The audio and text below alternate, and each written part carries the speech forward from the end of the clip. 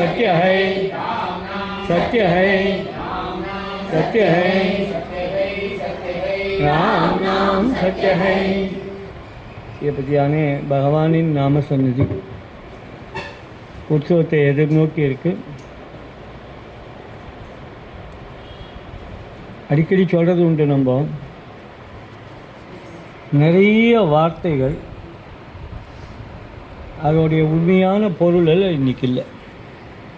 லௌகிகமாகவும் சரி, ஆன்மீகமாகவும் சரி, நிறைய வார்த்தைகள். இன்னும் சில வார்த்தைகள் உபயோகத்தில் இருக்குது, அதோடைய உண்மையான அர்த்தம் தெரியாது, பழக்கத்திலே வந்துடுது. அப்படி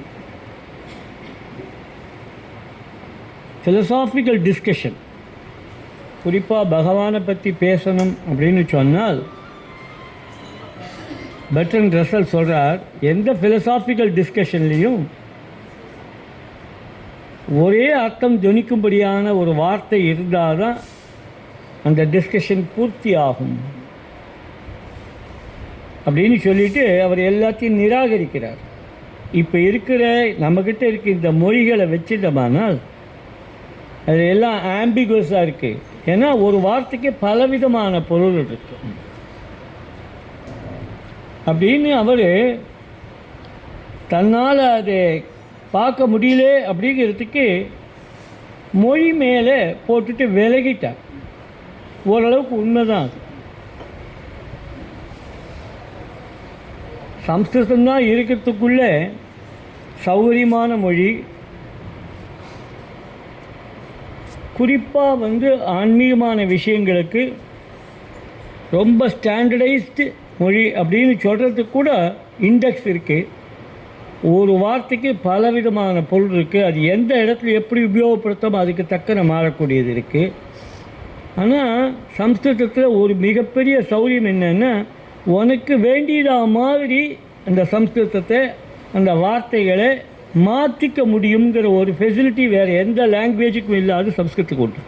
அதனால தான் அது ஒரு மிகச்சிறந்த மொழின்னு சொல்கிறது. அது சொல்லிட்டா இப்போ எல்லோரும் ஏதோ ஒரு பெரிய தகராறுலாம் பண்ணிட்டு இருப்பாங்க. ஒவ்வொரு மொழிக்கும் அந்த மாதிரி இருக்குது. நம்முடைய தமிழ் இருக்கு இல்லையா, அந்த தமிழில் இருக்கிற அந்த உண்மையான வார்த்தைகள் இன்றைக்கி யாருக்கும் பேச்சில் இல்லை. இப்போ நம்ம பண்ணுறதெல்லாம் என்னன்னு கேட்டால், தமிழில் சில நேரத்தில் குறைச்சி பேசுகிறோம்.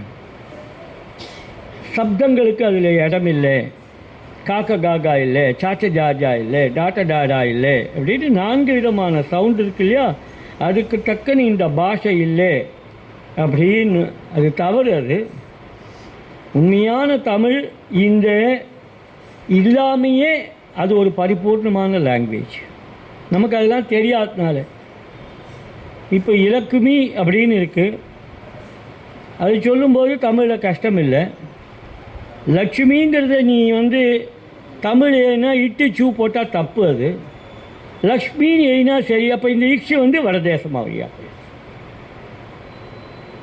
அப்போ ரெண்டுத்தையும் ஒன்றா கலக்கும்போது தான் தமிழ் ஏதோ ஒரு குறைபாடு மாதிரி இருக்குது. நிறைய வார்த்தைகள் இப்போ நம்ம சொல்கிற லக்ஷ்மி கூட யாரும் உபயோகப்படுத்த மாட்டா. அந்த காலத்தெல்லாம் எப்படின்னு சொன்னால், லக்ஷ்மிக்கு செல்லாயின்னு சொல்லுவாங்க, சரஸ்வதிக்கு பேச்சாயின்னு சொல்லுவாங்க. நாம் என்ன நினைக்கிறோம், அதெல்லாம் ஒரு குறைவான வார்த்தைகள், கொஞ்சம் அநாகரிகமாக இருக்குதுன்னு நினச்சிட்டு சில புதுசாக உள்ளே கொண்டுட்டு. நான் சொல்கிறது இதெல்லாம் இப்போ நடந்தது இல்லை, கிட்டத்தட்ட ஒரு 1000 வருஷ காலத்திலே அதெல்லாம் சோழர் காலம், பாண்டவ காலம், பல்லவர் காலத்துலேருந்தே மொழிகளில் நிறைய மாறி இருந்தது. நிறைய மொழிகள் இதில் கலப்பு இருக்குது. இன்றைக்கி கூட தமிழில் யாருக்கும் தெரியாது உருது பாஷையை நாமே ஏற்றுண்டு அரசாங்க பதிவேட்டில் கூட வந்துடுச்சு. ஜமாபந்திங்கிற வார்த்தை இன்றைக்கி இருக்குது. அது ஒரு உருது வேர்டு. அது அதே மாதிரி பஸ்லின்னு சொல்கிறது. அந்த வருஷாந்திர கணக்குக்கு பஸ்லிங்கிறது இன்றைக்கும் கரணங்கள்லாம் யூஸ் பண்ணுறது. அதை எடுக்க முடியல, அப்படியே தான் இருந்துருக்கு. இன்றைக்கும் வருவாய்த்துறையில் இன்றைக்கும் பஸ்லி உண்டு, ஜமாபந்தி உண்டு. ஜமாபந்தின்னா அந்த ஊருக்கு போய் கலெக்டர் போய் எல்லாரையும் வசூல் பண்ணுவார். ஒரு குறிப்பிட்ட நாளில் முகாம் போட்டு, அதுக்கு பேர் ஜமாபந்தின்னு பேர். இது மாதிரி சரளமாக வந்துட்டு அதனால் ஒரு குறையும் இல்லை. அதனாலே மொழிகளை வேறுபாடு பண்ணி பேசக்கூடாது. பகவன் நாமத்தை வேறுபாடு பண்ணி பேசக்கூடாது, மூர்த்தங்களை வேறுபாடு பண்ணி பேசக்கூடாது. அப்படிலாம் பேசினோம்னா நம்ம உண்மையானதை நம்ம அடைய மாட்டோம்னு தெரிஞ்சுக்கணும். இதில் சில முக்கியமான வார்த்தைகள் நான் அடிக்கடி சொல்கிறது, நம்மளோட பரிச்சயமான விஷயங்களில் அகண்டம்ங்கிற வார்த்தை ரொம்ப தவறாக பயன்படுத்தப்படுகிறது இந்த காலத்தில். அகண்டம்னு சொன்னால் அது ஏகநாமத்துக்கு மட்டும்தான் உரியது. இடைவிடாமல் இருக்கணும் அப்படிங்கிறது ரொம்ப முக்கியம். அவர்கள் நேரம் காலத்தை சொல்லலேன்ற உரிமை. ஆனால் பின்னாடி வந்த பெரியவாள்லாம் அது இவ்வளோ நேரம் பண்ணினாதான் நல்லது அப்படின்னு அவர்கள்லாம் ஒவ்வொருத்தருக்கும் ஒரு திட்டங்களை போட்டிருந்தார். அதே மாதிரி பாகவதான்ற வார்த்தை ரொம்ப ரொம்ப தவறாக உபயோகப்படுத்தப்படுது. பாகவதான்னு சொன்னால் பகவானுக்கு உரியவன், அப்படி நடந்துட்டவன் தான் பாகவதன். வேறு எதையாவது கொண்டு வந்து அது கூட அட்டாச் பண்ணிட்டு பாகவதன்னு சொல்கிறது ஏதோ நமக்கு பெருமைக்குரிய விஷயமா இருக்கலாமா வெளிய. அதனால தான் பகவான் இந்த வார்த்தையை உபயோகப்படுத்தும் போது 2 இடத்துல உபயோகப்படுத்துகிறான். பக்தன்கிறது உபயோகப்பட இடம் பொதுவாகவும், பாகவதன் உபயோகப்படுத்துகிற இடத்த வேறு மாதிரியும் வச்சுருக்கான். அந்த ரீதியில் இன்றைக்கி பாகவதான்னு பார்க்குறது ரொம்ப துர்லபம். இல்லைன்னு சொல்ல முடியாது, இருக்கா. ஆனால் இப்போ பயன்படுத்துகிற இந்த பாகவதான்ற வார்த்தையை முன்னாடி போட்டு அடைமொழி டைட்டில் மாதிரி ஆகிடுது. அது இல்லை வாஸ்தவத்தில். இன்னும் கேட்டால் யார் டைட்டில் விரும்பானோ அவனுக்கு தான் பக்தன்னு பேர், பாகவதன்னு பேர். எக்ஸாக்ட்லி ஆப்போசிட்டாக போயிடுச்சு. அதே போல் சப்தாகம்ங்கிற ஒரு வார்த்தை, இந்த சப்தாகன்ற வார்த்தை ரொம்ப ரொம்ப விசித்திரமாக வந்துருக்கு. எல்லாரும் உபயோகத்தில் இருக்கா, ஆனால் அர்த்தம் தெரியாது. அப்படியே தெரிஞ்சால் கூட அதோடைய மேலோட்டமான அர்த்தம் தான். இந்த சப்தாகங்கிறது பாகவதத்துக்கு உரியதாக தான் இருந்தது. அது வடதேசத்தில் உதயாஸ்தமனமாக பண்ணுவான். காலையிலிருந்து சாயங்காலம் வரைக்கும் அந்த படிக்கிற பாராயணத்தை அர்த்தம் புரிஞ்சுன்னு படிக்கணும்னு 10 பேர் கேட்குறவாளுக்கு உடனே அதோடைய அர்த்தத்தை சொல்லிட்டு படிக்கிறதுன்னு ஒரு வழக்கம் கேரளாவில் ரொம்ப அதிகம் உண்டு. நான் சொல்கிற இந்த விஷயம் சுமார் ஒரு 65 வருஷ காலத்தில் அடியேன் பார்த்த விஷயம். அஞ்சன் நம்பூதிரின் என்பவர் ரொம்ப பிரசித்தியானவர். தமிழ்நாட்டிலே அது ரொம்ப ஜாஸ்தி சப்தாகம் கிடையாது. சப்தாகமாக படிக்கிறவாள்லாம் பாராயணத்துக்கு மட்டும்தான் முக்கியத்துவம் கொடுக்கும். பாராயணம் படிக்கிறது தான் சப்தாகம். அது மெதுவாக ஆலங்குடி பெரியவாள்லாம் இருந்தால் அவள்லாம் ரொம்ப சத்தியாக அதை பண்ணிட்டு இருந்தால் கிட்டத்தட்ட அவர்கள் அதை படித்து அது படிக்கிறதுக்கு சம்ஸ்கிருதம் தெரிஞ்சவா இருப்பாள். வேறு சில பேருக்கு இந்த இடத்துல கூட சொல்கிற மாதிரி அப்படி தான் இருந்தது. இந்த சப்தாகத்தை உடச்சி பொது ஜனங்களுக்கு கொண்டு வந்தது நம்ம அண்ணா தான். அதை கொண்டு வந்து 7 நாள் அதை கதா உபன்யாசமாக சொல்கிறது.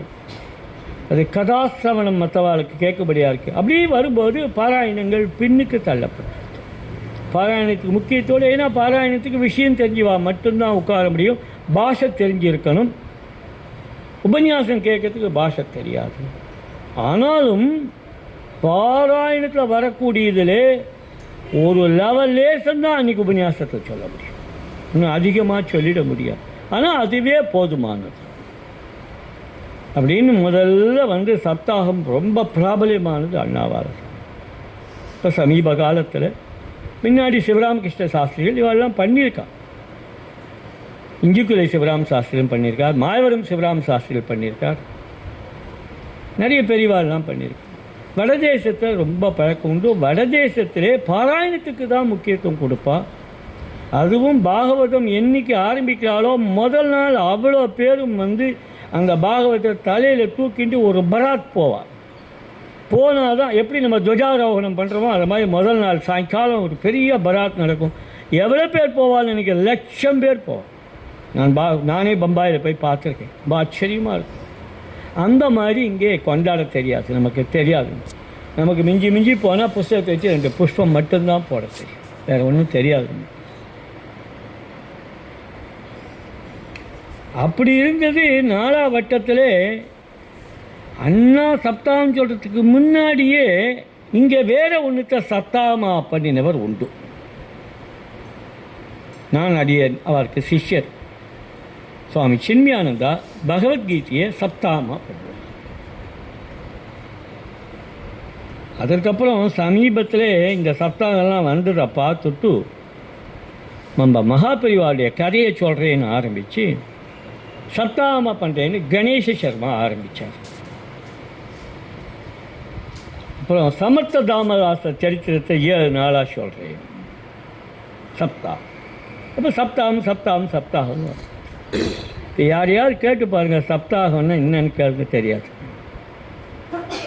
7 நாள் அந்த மட்டும்தான் தெரியும். நியாயமாக சப்தாகம் 7 நாள் ஆனால் கூட அதோடைய மகாத்மியத்தை கேட்கறது அது உள்ளே வைக்க மாட்டான், முதல் நாள் வச்சுருவான். அதனால இந்த 7 நாள் திட்டத்தை மாற மாட்டான்.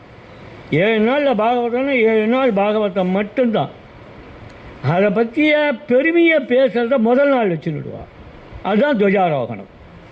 அந்த உற்சவத்துக்கு அது கிருது. அதெல்லாம் ஒரு யஜ்யம்னு சொல்கிறது. அதனால தான் சுவாமி சின்மயானந்தா கீத ஞான யஜ்யம்னு தான் சொல்லுவார். ஞான யஜ்யம் அது. பாகவதமும் அதே போல் ஞான யஜ்யம். இப்படி இந்த சப்தாகங்கள் நிறைய வந்தது. இப்போ நான் அடியேன் கேள்விப்படுறேன், அண்ணாவுடைய சரித்திரத்தையே சப்தாகமாக சொல்ல போகிறேன். ரொம்ப நியாயம். இப்படி சப்தாகம்னு நம்ம இந்த வார்த்தையை சொல்கிற வழிய உண்மையான அர்த்தம் இதுக்கு என்ன முக்கியத்துவம் அதுக்கு? ஏன் 7 நாள் தான் பண்ணணும்? 5 நாள் பண்ணால் என்ன, 8 நாள் பண்ணால் என்ன, 10 நாள் பண்ணால் என்ன? அண்ணா ஒரு முறை 52 நாள் சொல்லியிருக்கான். கோவிந்தபுரத்தில் மடத்தில் அப்போ அனுமதி இல்லாத காலத்தில் ஒரு வீட்டில் தங்கி 52 நாள் பாகவதம் சொல்லியிருக்கான். எவ்வளோ வேணால் விஸ்தாரமாக சொல்லும். அனந்தராம தீட்சிதர் சொல்லியிருக்கார், ஏராளமாக சொல்லியிருக்கார். மகாபாரதத்தை வருஷக்கணக்காக சொன்னவாள்லாம் உண்டு. வருஷக்கணக்காக இன்னும் பூர்த்தி ஆகுது. வில்லி பாரதத்தை இன்றைக்கும் சொல்லியிருக்கா திருவண்ணாமலையில். 10 பேர் தான் இருப்பான், கிராமத்தார் தான் இருப்பான். இந்த சப்தாகங்கிறதோட உண்மையான அர்த்தத்தை தெரிஞ்சுக்கணும். உண்மையான அர்த்தம் இது எங்கேருந்து வந்தது அப்படின்னு சொன்னால் ஒரு மரணத்திலிருந்து வந்தது, ஒரு சாபத்திலிருந்து வந்தது. பரீட்சித்து மகாராஜன் செய்த ஒரு தவறு. அந்த தவறுக்கு 7 நாளில் மரணம் அடைந்து வருவாங்க. ஒரு குழந்தை சொல்லிடுறான், பெரிய தபஸ்வி. அப்பா பேரில் பாம்பை போட்டுட்டாங்கிறதுக்காக உனக்கு 7 நாளில் மரணம், தட்சன் கடித்து நீ இறப்பாய். குழந்தையானாலும் வாக்கு உண்டு இல்லையா, அதை பரீட்சித்து மறுக்களை ஏற்றுக்கிறான். அது தெரிஞ்சுக்கணும், அந்த மனோபாவம் தெரிஞ்சுக்கணும். அதுதான் இங்கே ரகசியம், ஞானத்தோடைய ரகசியம் இதுதான் இருக்குது. ஒரு தவறை செய்வது இயற்கை. அந்த தவறை சமாளிக்காமல் ஏற்றுக்கொள்ளணும். அதை கற்றுக்கணும், சப்தாகத்தில் கற்றுக்கணும். நான் அதை ஏற்றுக்கிறேன். அப்போ 7 நாள் தான் இவனுக்கு மரணம்ங்கிறத உத்தேசத்தை அது எப்படி நான் கேட்காம நிச்சயம் அப்படி நடக்கும்னு சொல்லி நான் அதுக்கு உட்படுறேன்னு சொல்லி இப்போ இந்த 7 நாள் தான் எனக்கு கிடைச்சிருக்கு, இதை நான் எப்படி பயன்படுத்தணும் அப்படின்ற அந்த எண்ணம் வரும்பொழுது தான் வரார் சுக மகரிஷி 7 நாள் உட்கார்ந்து அவனுக்கு பாகவத கதையை சொல்கிறார். இந்த இடம்தான் கவனிக்கணும். இதோடைய ரகசியம் என்ன? எல்லாரும் நினச்சிட்டு இருப்பா. இந்த கதையை கேட்ட உடனே ஓஹோ அவருக்கு தான் 7 நாள், நமக்கெல்லாம் இல்லைன்னு. எல்லாருக்கும் 7 நாள் தான். திங்கள், செவ்வாய், புதன், வியாழன், வெள்ளி, சனி, ஞாயிறு, அவ்வளோதான். 8வது நாள் கிடையாது. மரணம் இந்த 7 நாள்களுக்குள்ளே. அதனாலே ஒரு 7 நாளே உன் வாழ்க்கையை ஒரே ஒரு 7 நாளாவது பகவத் விஷயமாக ஈடுபடும். கிருஷ்ணனை வச்சுக்கோ, இல்லை பரமேஸ்வரனை வச்சுக்கோ, இல்லை ராமனை வச்சுக்கோ. அந்த 7 நாளும் வேறு அந்நிய காரியம் பார்க்காம முழுக்க அதுவாக நீ இரு. அதனால தான் சப்தாகம்லாம் பண்ணும்போது சௌரியமான சப்தாகம் வீட்டில் வச்சு பண்ணுறதுன்ற பழக்கம் கிடையாது. ஒரு இடத்துக்கு போயிடணும். ஏன்னா இன்னொரு இடத்துக்கு போகும்போது தான் உன்னுடைய நார்மலான சௌகரியங்கள் அடிப்படும். நார்மலான சௌகரியங்கள் இருந்ததுன்னா புத்தி பகவான்கிட்ட போகாது. இருக்கிறத வச்சுட்டு என்ன ஞாபகம் இருக்கணும், நாளைக்கு காத்தால கதை ஆரம்பிக்கும், அப்படி அந்த நினைவோடு இருக்கும். படுக்கும்போது அது நாளைக்கு என்ன கதை வரும், நாளைக்கு என்ன கதை வரும், நாளைக்கு கிருஷ்ணன் என்ன பண்ணுவோம், நாளைக்கு என்ன லீலை அப்படின்னு அன்றைக்கி ராத்திரியெல்லாம் பேசிட்டுப்பா தப்பாமல் நடக்கிறது போக. அப்போ என்ன ஆகும்னு கேட்டால் 24 மணி நேரம் அவனுடைய சிந்தனையில் போகும். இந்த இடங்களை எடுத்து டோங்கரே மகராஜ் ரொம்ப விஸ்தாரமாக சொல்லியிருக்கார். நம்ம கூட நிறைய சொல்லியிருக்கோம். இவெல்லாம் அதில் சொல்லுவான்னு நினைக்கிறேன். நான் கூட சொல்லியிருப்பேன் இதெல்லாம். டோங்கரே மகராஜ் எப்படி இதை பற்றி சப்தாகத்தை பற்றி சொல்லியிருக்காருன்னு அதெல்லாம் கொஞ்சம் புரிஞ்சுக்கணும். எது வேணால் பண்ணலாம். இன்றைக்கி பரமேஸ்வரனுடைய தினம். இன்றைக்கி பரமேஸ்வரனுடைய தினம்னு சொன்னால் பரமேஸ்வரனை விதவிதமாக பார்க்கறவா உண்டு. சைவர்கள் பிரம்மமாகவே பார்ப்பாங்க. வைஷ்ணவர்கள் என்ன பண்ணுவான்னு கேட்டால் அவன் சிறந்த வைஷ்ணவன்னு சொல்லிடுவான். சரி, அவ்வளோ பேரும் இன்றைக்கி சிவராத்திரி வச்சுட்டு விரதம் இருக்கிறது என்ன, ஓம் நம சிவாய சொல்கிறதுனா, இன்னொன்று பண்ணுறதுனா, காத்தாலேருந்து இந்த பாடல்களை கேட்டு வைக்கிறது எல்லாம் இருக்குது. ஆமாம், இவ்வளோத்தையும் கேட்டு பரமேஸ்வரன் என்ன பண்ணுவான்?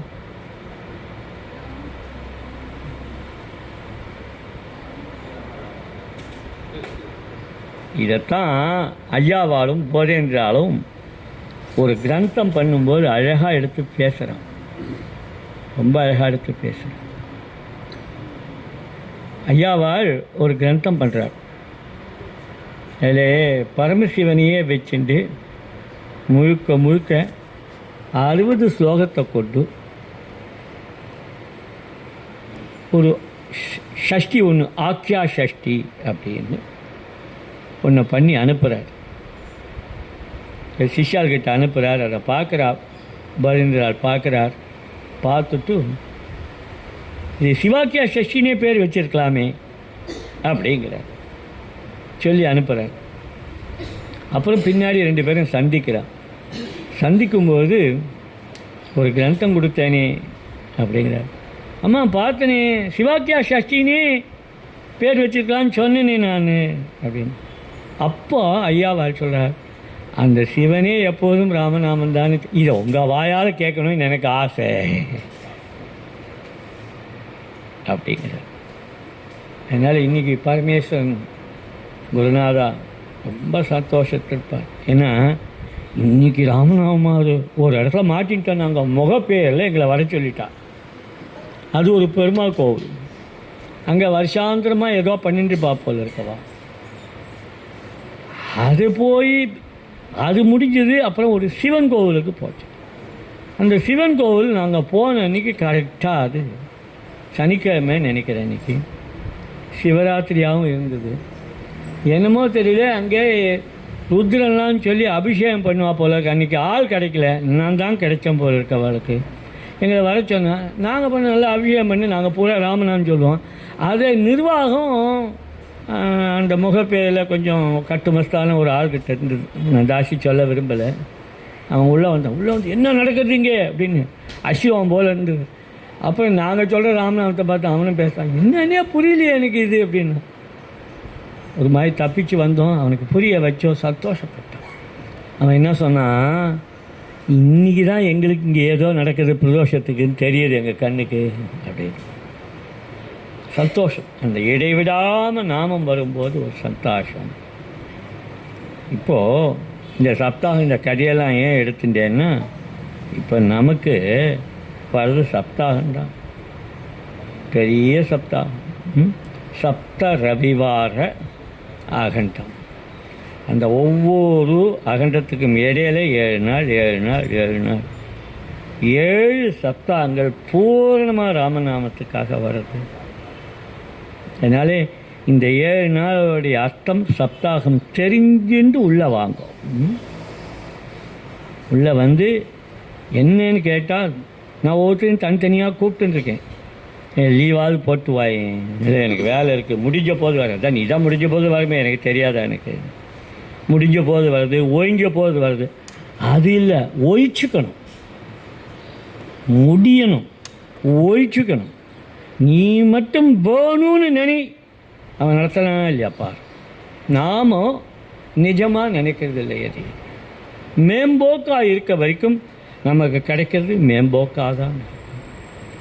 இந்த இடம் இது ஏதோ 7 சப்தாகத்துக்கு ரெடி ஆகிட்டுருக்கு.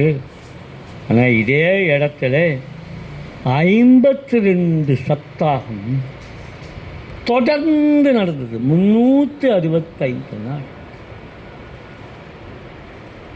இது அவருக்கு புதுமை இல்லை, ஆனால் நமக்கு பெரும் பாக்கியம்.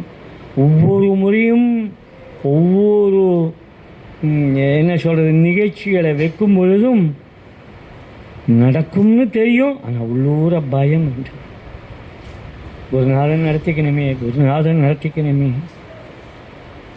அந்த இடம் வரும் பொழுது என்னத்தான் நம்பிக்கை நமக்கு இருந்தால் கூட நம்மளையும் நம்ம உடல்நிலையும் வேறு சூழ்நிலையும் வச்சு கிஞ்சித்து கவலை வரத்தான் வரது.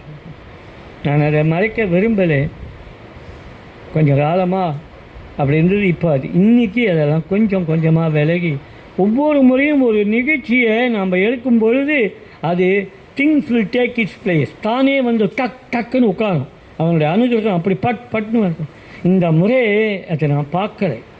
கொஞ்சம் கவலை வந்துடுத்து. முக்கியமாக ஒரு புது இடத்துக்கு வர வேண்டியது இருக்கே, இதெல்லாம் நடக்குமா ஏன்னா நம்மளை சார்ந்தது இல்லை, இது வேறு ஒன்றை சார்ந்ததாக இருக்குது, அரசாங்கத்தை சார்ந்ததாக இருக்குது.